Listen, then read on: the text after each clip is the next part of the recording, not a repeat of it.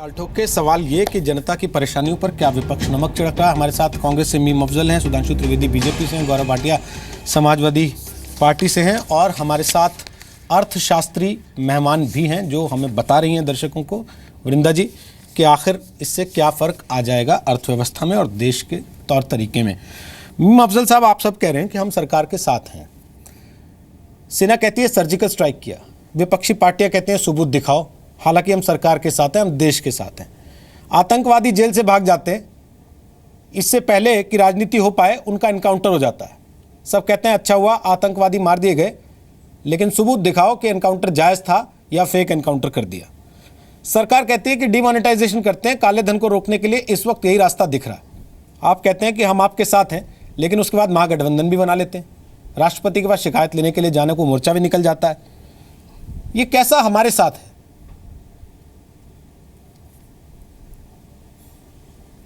देखिए, आपने जो कहा कि विपक्ष जो है नमक छिड़क रहा है, मैं इसको ये कहूँगा कि देश में जो परेशानी लोगों को है, विपक्ष उस पर नमक नहीं छिड़क रहा, उस पर मरहम रखने का काम करने की कोशिश कर रहा है, उसकी परेशानी को आपके सामने रखने की कोशिश कर रहा है। और जब किसी की परेशानी बांटी जाती है तो नमक नहीं छिड़का जाता, वो मरहम रखना कहते हैं उसको।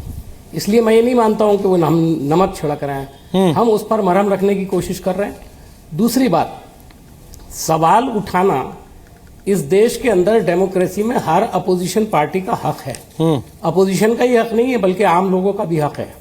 अगर आप उस हक को छीनना चाहते हैं और उसके लिए आड़ लेना चाहते हैं देशभक्ति की, और ये कहना चाहते हैं कि जो लोग इसके खिलाफ हैं वो देशभक्त नहीं है, तो मैं आपकी इस फिलॉसफी को और आपकी इस सोच को बिल्कुल नकारता हूँ। मैं इसको बिल्कुल ठीक नहीं समझता हूँ, इसलिए कि ये कुछ फैशन चल गया है, ख़ासतौर पर बीजेपी के ज़माने में, कि जो हम कहें वो देशभक्ति है, जो हमारे खिलाफ आप जाएंगे तो वो देशद्रोही होगा। तो वो आप सवाल आप ही उठा चुके हैं और इससे लगता भी है।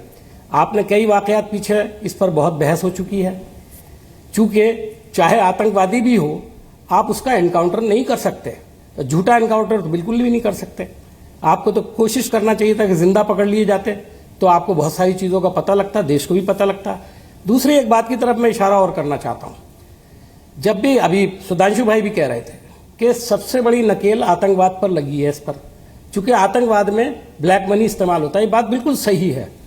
लेकिन एक अखबार वाले ने, आप ही के मीडिया के किसी व्यक्ति ने अरुण जेटली जी की पिछली प्रेस कॉन्फ्रेंस में ये सवाल पूछा था कि देश में आप बार बार ये बात कहते हैं, चूँकि आतंकवाद बहुत सीरियस मसला है, जब आप आतंकवाद के हवाले से कोई बात करते हैं तो अपोजिशन को भी 10 बार सोचना पड़ता है कि इसमें कुछ बोलना है नहीं बोलना है, और बोलना है तो किस अंदाज से बोलना है। कहीं आतंकवाद के नाम लेकर के आप अपनी कमियों को छुपाने की कोशिश तो नहीं कर रहे। इसलिए मैं नहीं कर रहा हूं ये सवाल उसने किया। उसने पूछा अरुण जेटली जी से कि सरकार के पास आतंकवाद में कितना पैसा हो रहा है, कैसा पैसा आ रहा है, कहां से आ रहा है, क्या चीजें हो सकती हैं, इसके बारे में यकीनन कुछ आंकड़े होंगे, तो वो आंकड़े देश के सामने रखिए। तो अरुण जेटली जी ने कहा कि हाँ हमारे पास आंकड़े हैं, लेकिन उन्होंने उन आंकड़ों का कोई जिक्र नहीं किया और खामोशी इख्तियार की। तो आपके मैं इस बात को चैलेंज नहीं कर रहा हूं, मेरा ये मानना है कि ड्रग्स के अंदर, दूसरी सब चीजों में सभी मानते हैं इसको कि इस तरह का पैसा इस्तेमाल होता है। जो नकली नोटों की बात है, मैंने शुरू में एक बात कही थी, मैं तुर्कमेनिस्तान में रहा हूं।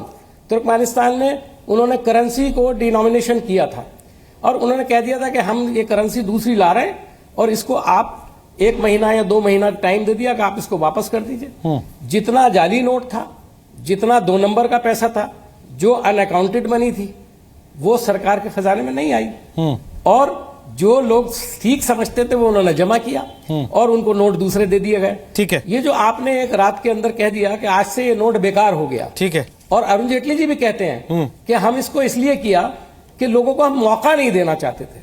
तो मौका आप जरूर बिल्कुल मत दीजिए, लेकिन मेरा ये मानना है कि जो काला पैसा है, जो नकली पैसा है, जो टेररिज्म में इस्तेमाल हो रहा है, वो बैंकों में आ ही नहीं सकता।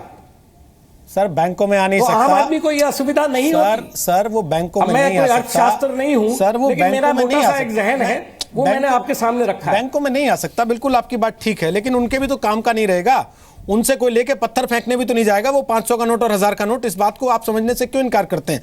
सुधांशु त्रिवेदी, लास्ट कमेंट, समय हालांकि खत्म हो चुका, ओवर हो गए हम, 30 सेकंड में चाहूंगा लास्ट कमेंट, आप इनकी बातों का समाधान दे सकें।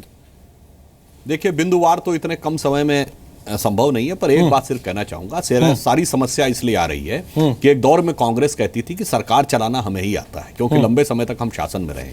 आज समस्या इसलिए है विपक्ष की तरफ से कि ये सत्ता में तो रहे, विपक्ष में नहीं रहे हैं। तो एक जिम्मेदार विपक्ष की भूमिका कैसी होनी चाहिए वो इनको समझ नहीं है, और इनका नेतृत्व तो ऐसा है कि कभी उस जलसे में चला जाता है जिसमें भारत तेरे टुकड़े होंगे के नारे लगते हैं, तो कभी खून की दलाली बोलने लगता है। तो बस ये केवल थोड़ा मैच्योर अपोजिशन की भूमिका वहन करना सीख लें तो हम बहुत आसानी के साथ इस देश की राजनीति में सकारात्मक भूमिका निभा सकते हैं। चलिए, सकारात्मक भूमिका कितनी है कितनी नहीं कल पता लग जाएगा जब संसद का शीतकालीन सत्र शुरू होगा, और संसद के अंदर क्या होता है उससे बहुत हद तक तस्वीर साफ हो जाएगी कि इस देश की राजनीति किस दिशा में जा रही है।